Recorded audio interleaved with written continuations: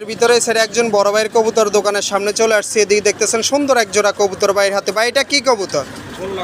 ও গোল্লা কবুতর। এই জোড়াটা কত চাচ্ছেন আজকে ভাই? দাম চাওয়া হলো ও 1500 টাকা। এদিকে নর কোনটা মাদি কোনটা? ও এটা কি রানিং জোড়া? ডিম বাচ্চা করছে আগে?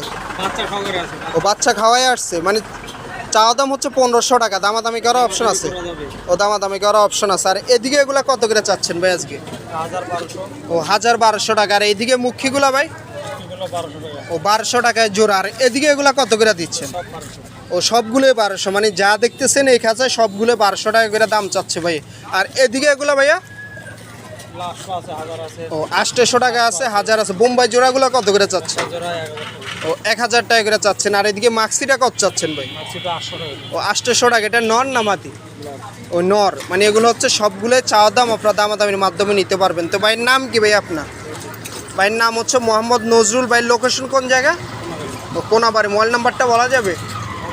ও ভাইয়ের মোবাইল নাম্বারটা বলা সম্ভব হয় না মুখস্থ না থাকার কারণে। আপনারা যদি এরকম কবুতরগুলো কিনতে চান তাহলে অবশ্যই চলে আসবেন টঙ্গী হাটে। তাহলে এরকম সুন্দর সুন্দর গোল্লা কবুতরগুলো এবং ফেন্সি কবুতরগুলো বাইরের কাছ থেকে আপনারা সংগ্রহ করতে পারবেন।